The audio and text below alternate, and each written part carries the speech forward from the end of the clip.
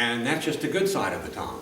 Recording now. So it's also wrecked relationships, and it's destroyed churches, actually. So the tongue is really a lot of power. There's a power of life and a power of death. You know, some people are bullied and they kill themselves just from being bullied, cyberbullied now. You don't even have to be in person. Also, there's a power of life in the tongue when you share the gospel. I'm going to get a letter this week from a former Muslim this week who wants me to read his testimony to the church, how God converted him as he was exposed to the Word of God. He's going to send that to me this week. So there's the power of life in the tongue because by sharing the gospel. Romans 1:16 talks about the power of the gospel to save. Romans 1 Corinthians 1:18 talks about it's the power of salvation to save. So the Word of God has power, but so does the tongue, and it has more destructive power though. In James chapter 3, verse 1, my brethren and my sistren, be not many teachers. It says masters, but teachers, the same thing. They called teachers masters at that time, knowing that we will receive a greater condemnation. That doesn't mean we're going to be condemned by a higher, but our standard of judgment will be higher. And so it's so easy to say the wrong thing, to get a one-upsmanship. Well, they said that, well, I know this, so I'm going to be slow to speak and quick to listen. For in many things we offend all. That little line right there for verse 2, chapter 3. For many things, in many things we offend all. That is so true. In many things we offend all. It is so easy to offend others by even a slip of the tongue, or you're thinking something and you speak out loud and it comes out. But if any man or any woman, verse 2, shall offend not in word, the same as a perfect man. In other words, what it's saying is if any man doesn't cause anyone to stumble by word, that man is perfect. In other words, I think that man does not exist. You know, he's kind of thinking, saying, if you think you cannot offend in word, then you're looking for a perfect man, and it's not available. Christ was the only perfect man. So he's saying it's impossible, I think, and he's also able to bridle the whole body. We put bits in the horse's mouth that they may obey us, and we turn about their whole body. I was about 8 or 9, I grew up in Wichita, and we used to sneak out at night. My mom's no longer here, so I can say that, and go down and ride horses without a saddle. And we didn't have a bit. We grabbed the mane, and maybe that's a little bit of Cherokee Indianness, I don't know. We probably should have been doing that. We would have broke our neck and been lying in a field all night, and time to get up to go to school, and a boy found dead in the field, you know. The point is, the bridle, you can actually use the mane to control the horse, and I think that's what the Indians did. But a little tiny bit, it's not more than 1.5 inches long, controls the whole horse. Why? Because it puts pressure on the mouth, and they're very sensitive around the mouth. Horses are very sensitive in that area. So it doesn't take much. It's like a rudder, verse 4. The ships which though they be great and are driven by fierce winds, yet it's a little tiny rudder that moves the whole boat. It's amazing how such a small, it says the governor, which is kind of the same word there. The governor is controlling the whole movement of the ship. So even so, the tongue is a little member. It's the smallest member perhaps of the body, but it boasts of great things. Behold how great a matter a little fire kindles. A whole forest can set ablaze by one word. One false accusation, one insinuation, one assumption, assuming rather than believing the best. So the tongue, literally, verse 6, is a fire. It's a world of iniquity. So the tongue among the members, or so is the tongue among the members, that it defiles the whole body and sets on fire the course of nature, and it's set on fire in hell. So it doesn't take much, a tiny spark. Right now we're under what they say, extreme fire watch, and the weather service said this morning it's a catastrophic point because just a little spark could set up everything. I mean, it's just same with a word. One little word said the wrong way or not encouraging somebody can set the whole world on fire, or at least relationships on fire. So, verse 7. For every kind of beast and of bird and of serpents and of the things in the sea is tamed and has been tamed by mankind. We can tame whales, killer orcas, those killer whales. We can train elephants. The way they train elephants is in youth. They put a chain on their ankle and drive it into a stake, and he can't move. After a while, the elephant grows. He doesn't realize that chain. But he's so used to that he doesn't. He assumes that we were taming him because mentally we're controlling him because he thinks, well, I can't move, so he doesn't even try. It's amazing we can tame all kinds of things, but the tongue, good luck with that. I haven't been able to do it. I have been able to set a few things on fire, thankfully. No thanks to my own heart.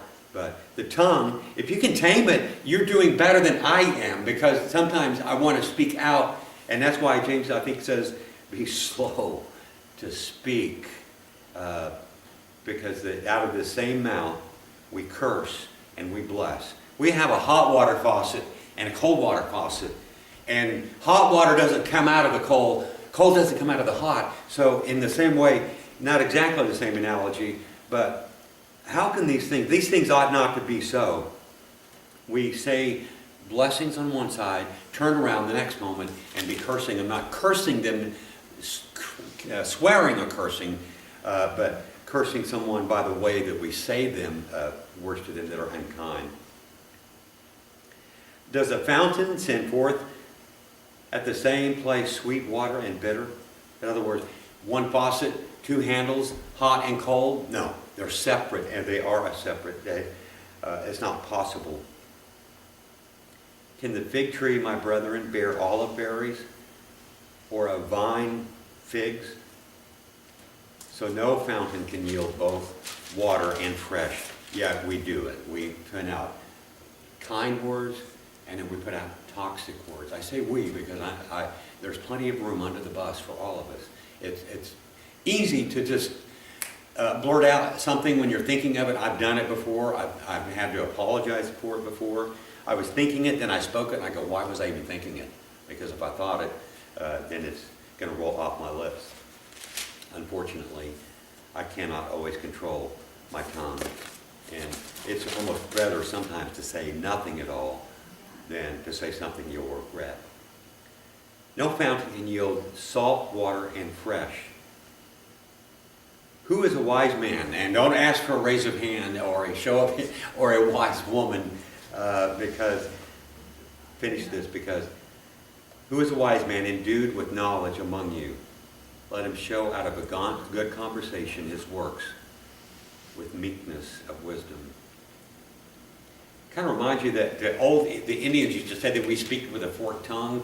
That really never did happen. I've never heard an Indian say that. That's kind of an old Western legend. But their idea is that we do have two faces, that the whites have two faces. We say this to the Indians and we turn around and do this. That's a double-minded man. That's why unstable man. It's kind of like Dr. McGee said, it's like a wave crashes up on the sea and it looks good and then it comes back. It's unstable. There's no consistency to it. But if you have bitter envying and strife in your hearts, glory not and lie not against the truth. It's not a matter, I don't think, of if, but when. If and when are interchangeable. If we say if we have envy, there is no if. It's when was the last time I had envy. So if and when are almost interchangeable a lot of times when you read it in the text here. This wisdom does not descend from above, but is earthly, sensual, devilish. This is not good conversation. Ungodly conversation starts down and goes up. Godly conversation comes from above, it comes down. So